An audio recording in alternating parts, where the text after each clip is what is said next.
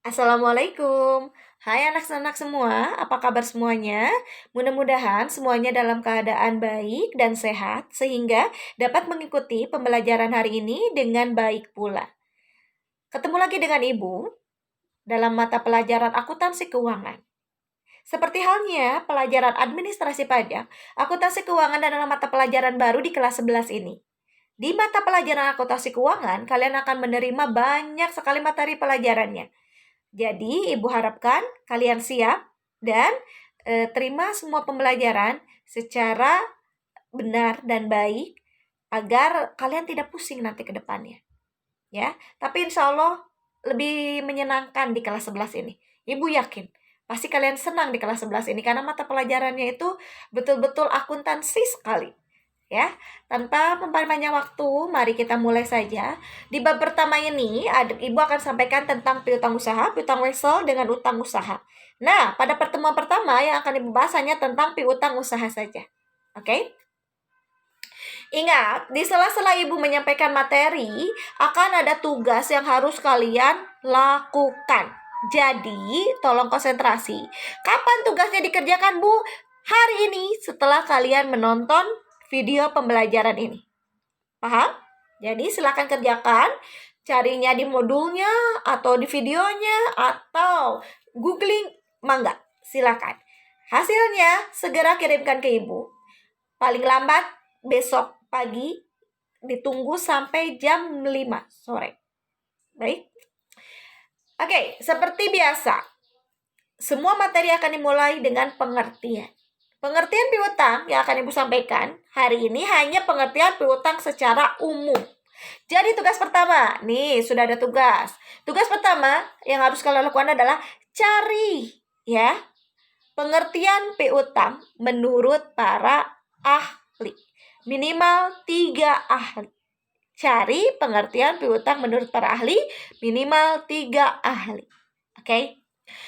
Piutang ini yang Ibu sampaikan sehari ini dari atas dan bawah akan Ibu satukan.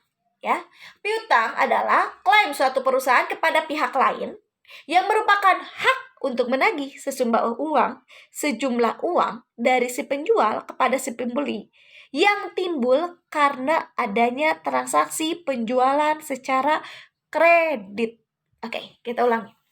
Piutang adalah klaim suatu perusahaan kepada pihak lain yang merupakan hak untuk menagih sejumlah uang dari si penjual kepada si pembeli yang timbul karena adanya transaksi penjualan secara kredit. Jadi, dapat disimpulkan ada 3 hal. Klaim suatu perusahaan kepada pihak lain. Yang kedua, hak untuk menagih sejumlah uang dari penjual kepada si pembeli. Yang ketiga, karena adanya penjualan secara kredit. Jadi ingat, istilah piutang, Ibu harap di anak akuntansi bukan hal yang baru. Betul kan? Ya, apalagi kalian sudah belajar praktek akuntansi perusahaan jasa, otomatis sudah tahu dengan piutang. Nah, di saat inilah Ibu akan mengupas lebih dalam apa itu piutang. Jadi, piutang itu adalah kebalikan dari utang. Kalau hutang, kewajiban yang harus kita bayar. Kalau piutang adalah hak yang kita tagih. Ya, oke. Jadi, tadi piutang terjadi karena adanya penjualan kredit. Oke, dari sini mudah-mudahan paham. Nah, di sini, piutang dagang atau piutang usaha. Piutang dagang atau piutang usaha itu, dari pengertiannya tadi, bisa lebih disederhanakan, yaitu tagihan kepada pelanggan yang sifatnya terbuka. Dalam artian bahwa tagihan ini tidak disertai dengan instrumen kredit. Ya, pengakuan piutang ada laporan posisi keuangan, jadi si piutang ini akan masuk dalam posisi keuangan neraca. Dan yang kedua, nilainya harus wajar. Jadi gini, di dunia nyata, jangankan sebuah perusahaan kalian saja. Jika kalian memberikan pinjaman kepada teman, ya, apakah yakin semua teman yang kalian pinjami, dengan beda-beda orang pastinya, akan mengembalikan pinjaman tersebut? Ayo, ada nggak yang semuanya kita ngasih pinjam uang ke orang? Apakah orang itu akan bayar ke kita? Mungkin ada teman yang memang amanah ketika diberikan piutang dia bayar. Dan tidak juga sedikit teman yang pura-pura lupa. Ya, akhirnya hutangnya lunas pas saat ketemu tanpa kata-kata. Ada juga yang kabur aja. Betul tidak? Nah, makanya di dunia usaha ada 4 tipe orang yang memiliki hutang, ya. Ada 4 tipe orang yang memiliki hutang di dunia usaha ini. Yang pertama, tipe yang paling terbaik. Pelanggan itu memiliki uang dan memang niat bayar. Jadi pelanggan ini adalah pelanggan yang sangat ideal. Tapi jangan harap semua pelanggan yang kita miliki akan memiliki sikap ini. Punya dana dan memang mau bayar. Yang kedua, pelanggan ini masih baik. Dia mengalami pailit tapi dia mau bayar. Jangan heran, Ibu dengan istilah pailit ini, karena di masa pandemi COVID-19 hari ini yang kita rasakan saat ini, hampir 4 bulan, mau 5 bulan, semua kegiatan terganggu, apalagi kegiatan usaha. Di Indonesia, khususnya dan umumnya dunia, semua perusahaan itu tergoncang. Semua dunia usaha mengalami kegoncangan. Dan keadaannya pandemi, banyak perusahaan-perusahaan yang gulung tikar. Kalau belum gulung tikar pun mereka sudah mengalami pailit. Ya, apa itu pailit? Di mana kewajibannya lebih besar daripada hartanya. Ya. Nah, orang itu yang kedua tadi, orang itu tidak punya uang tapi mau bayar. Ketika orang itu sudah mengalami kebangkrutan, usahanya sudah tidak jalan, tapi dia masih niat untuk bayar, insya Allah pasti akan ada jalan keluarnya. Nah, ketika perusahaan itu mengalami kebangkrutan, otomatis yang akan mengalami dampaknya itu banyak hal. Yang pertama, perusahaan itu sendiri dia akan mengalami kerugian. Yang kedua, banyak karyawan yang kena PHK. Di dunia, bukan hanya di Indonesia, terjadi besar-besaran PHK. Kenapa? Karena perusahaannya sendiri juga bangkrut. Bagaimana dia bisa mempertahankan pegawainya jika perusahaannya sendiri itu tidak bisa dipertahankan? Yang ketiga, berpengaruh pada perusahaan seperti kita. Ya, misalnya kita posisikan kita itu sebagai perusahaan yang memberikan piutang, pasti akan mengalami dampak yang besar karena perusahaan tersebut tidak bisa membayarkan piutangnya. Dan yang keempat, terhadap perekonomian secara nasional dan global. Oke. Nah, sampai sini mudah-mudahan paham. Yang berikutnya, tipe orang yang ketiga. Ini mulai bahaya. 3 dan 4 itu mulai bahaya. Yang ketiga, orang itu punya uang tapi tidak niat bayar. Bisa jadi memang sengaja atau tidak disengaja. Kalau disengaja berarti orang ini memang sudah dari awal niat untuk nipu. Dia punya uang, punya. Tapi ketika waktunya bayar hutang dia kemana aja, nggak mau bayar. Nah, ini yang bahaya. Atau bisa jadi karena tidak disengaja dalam artian dia lupa atau pernah terasa tersakiti, tidak nyaman dengan apa yang kita lakukan, misalnya perusahaan yang berikan, akhirnya dia sengaja tidak bayar. Nah itu ya. Dan yang paling parah itu adalah yang tipe yang keempat, sudah tidak punya uang, memang tidak niat bayar. Wassalam. Berarti memang dia sudah niat untuk tidak membayar hutangnya. Nah, jika kita perusahaan mendapatkan tadi tipe yang ketiga, yang kedua, 3, 4, otomatis piutang yang kita miliki dapat tidak tertagihkan atau tidak terbayar. Ya. Otomatis kita akan mengalami kerugian. Nah, kalau mengalami kerugian sebetulnya bisa kita indikasi pada saat awal. Kapan kita mulai mengindikasi piutang kita tidak tertagih? Ada 5 hal yang harus kita pahami, cermati, dan aware, lebih peduli. Yang pertama, saat piutang sudah jatuh tempo. Piutang sudah jatuh tempo dan pelanggan tidak membayar, itu harus sudah mulai waspada. Ada indikasi piutang tidak tertagih. Yang kedua, ketika sudah jatuh tempo kita menghubungi pelanggan, tapi perusahaan tersebut atau pelanggan tersebut tidak menanggapi kita sebagai perusahaan dalam menagih. Hare-hare. Yang ketiga, jika perusahaan itu atau pelanggannya pailit yang tadi Ibu jelaskan. Yang keempat, karena keadaan misalnya contohnya seperti saat ini, usahanya tutup. Boro-boro buat bayar hutang. Buat biaya hidup mereka saja dia bingung. Nah, ini bisa terjadi kan? Apalagi pada saat seperti ini. Itu akan menyebabkan kerugian buat kita. Dan yang kelima adalah ini yang harus dihindari karena ini bisa jadi karena kelalaian kita. Kegagalan dalam mencari lokasi usaha atau menghubungi pelanggan. Ini bisa terjadi karena dua. Memang disengaja atau tidak disengaja. Kalau disengaja, orang itu memang sudah niat untuk nipu. Jadi ketika memberikan informasi, dia memberikan informasi yang salah. Lokasi usahanya fiktif, tidak ada. Nomor teleponnya ganti, tidak bisa dihubungi. Itu udah pasti jadi kerugian kita. Atau misalnya perusahaan itu tutup. Akhirnya dia tidak punya uang, tutup. Pas kita tahu, kita cuma tahu perusahaannya saja. Rumahnya kita nggak tahu, kita bingung. Pas dihubungi, nomor teleponnya nggak bisa dihubungi. Karena mungkin nomornya sudah memang ganti karena satu hal dan dua hal.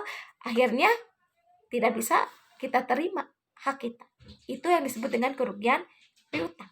Nah, kerugian piutang tersebut, ya, sebagai perusahaan, kita harus mengestimasinya, mulai bisa menghitungnya. Ada dua jenis pencatatan kerugian piutang. Ya, kerugian piutang ini ada dua jenis pencatatannya, yaitu metode ya. Maaf, dalam metode pencatatannya ada dua jenis. Yang pertama metode cadangan kerugian piutang dan yang metode kedua adalah penghapusan langsung. Ibu berikan dalam bentuk tabel agar lebih mudah dipahami dan membedakannya. Ada beberapa perbedaan ada metode cadangan dengan metode penghapusan langsung. Tapi yang harus diingat pada saat terjadinya piutang, jurnalnya sama kan? Penjualan secara kredit. Nah, itu kan penjualan secara kredit, kalau jurnalnya seperti apa, Ibu yakin kalian sudah bisa.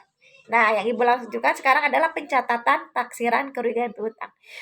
Ketika perusahaan sudah yakin akan melakukan penjualan secara kredit, perusahaan tersebut harus memilih akan menggunakan metode yang mana. Jika melakukan metode cadangan kerugian piutang pada awal kegiatan usaha, perusahaan tersebut sudah menghitung taksiran kerugian piutang yang akan kita terima. Jadi kan kata Ibu, perusahaan itu tidak boleh terlalu polos bahwa apa yang semua yang kita piutangkan itu akan balik ke kita. Dia harus menghitung berapa kira-kira dalam periode akuntansi ini taksiran piutangnya itu yang tidak akan tertagih. Normalnya itu 2%, maksimal 4% itu udah besar dari total piutang ya. Dan pada metode penghapusan langsung, perusahaan tidak melakukan perhitungan taksirannya. Memang tidak ada. Makanya ketika metode penghapusan langsung tidak ada jurnalnya karena memang tidak dihitung. Pada metode cadangan kerugian piutang ada jurnalnya. Jurnalnya adalah kerugian piutangnya sebelah debit, cadangan kerugian piutangnya sebelah kredit. Kerugian piutangnya sebelah debit, cadangan kerugian piutangnya sebelah kredit. Oke, sampai di sini paham ya? Yang kedua. Nah, kedua adalah pada saat pencatatan penghapusan langsung. Ketika ternyata, ini piutang ini kayaknya udah nggak akan tertagih, akhirnya kita hapuskan kan, dijadikan kerugian.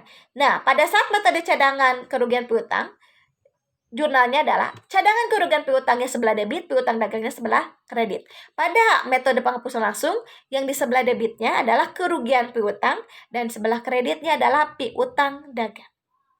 Ya, beda debitnya saja. Kalau cadangan kerugian piutang mah cadangan kerugian piutang, kalau penghapusan langsung mah kerugian piutang. Ternyata yang ketiga, misalnya perusahaan tersebut pailit pada masa pandemi COVID-19. Ternyata ketika era new normal, usahanya jalan kembali. Akhirnya mau bayar, nelfon, saya mau bayar piutang saya. Nah, apa yang kita sudah hapuskan, kan mau kembali lagi tuh uangnya. Ya, makanya jadi si jurnalnya akan kita balikan. Untuk metode cadangan kerugian piutang, piutang dagangnya jadi sebelah debit dan cadangan kerugian piutangnya jadi sebelah kredit.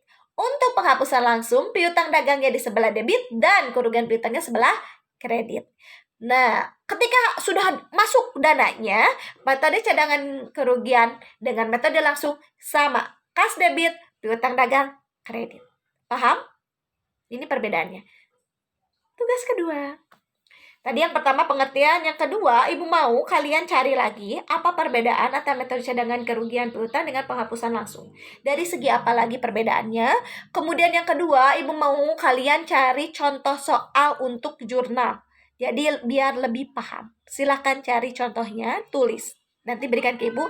Dan nanti untuk pertemuan berikutnya, untuk tugas di rumah berikutnya, atau untuk latihan berikutnya, ibu akan berikan contoh soal yang dari ibu. Tapi sebelumnya kalian cari dulu contoh soalnya untuk metode cadangan kerugian dan metode penghapusan langsung piutang dagang. Paham? Jadi udah ada 2 ya tugasnya. Sampai sini mudah-mudahan kalian paham. Nah, selanjutnya.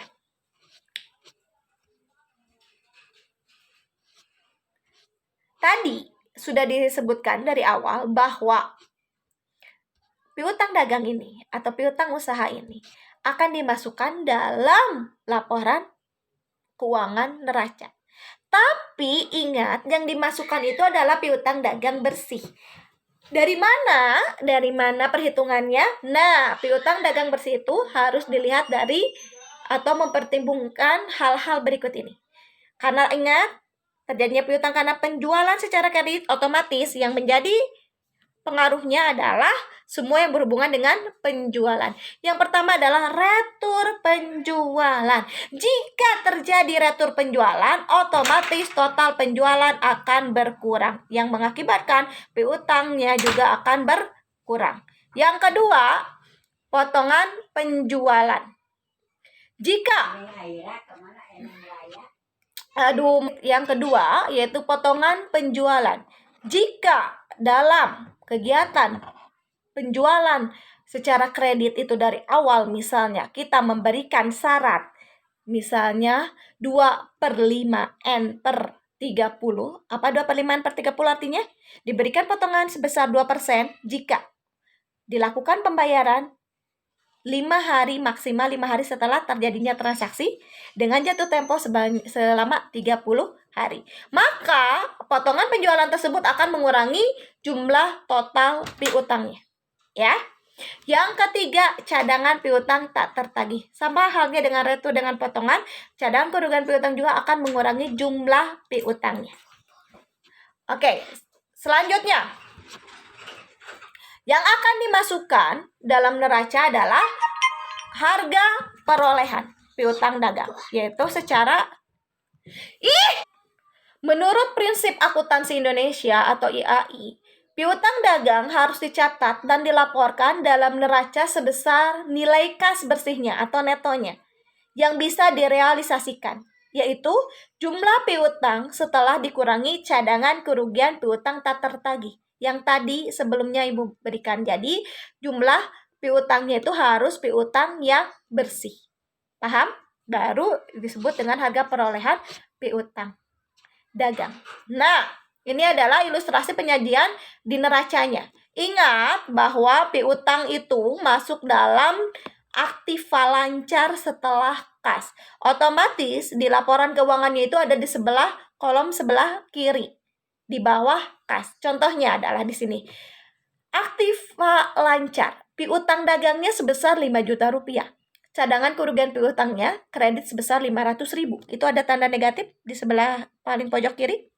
Maka nilai realisasi bersihnya adalah 4.500.000 rupiah. Itu yang dapat dihitungkan. Nah, oke, paham?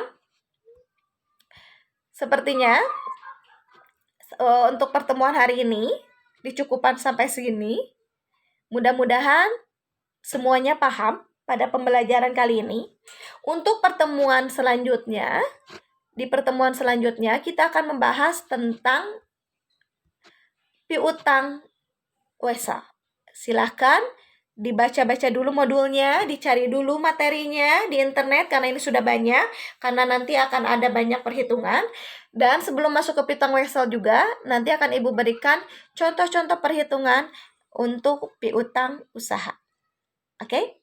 Nanti minggu depan berarti di pertemuan berikutnya Ibu akan memberikan hitungan dalam menghitung piutang usaha dan piutang wesel. Sampai sini dulu. perjumpaan kita hari ini. Mudah-mudahan semuanya bisa memahami yang Ibu sampaikan. Jika ada pertanyaan, silakan sampaikan langsung ke Ibu. Terima kasih atas perhatiannya. Assalamualaikum warahmatullahi wabarakatuh.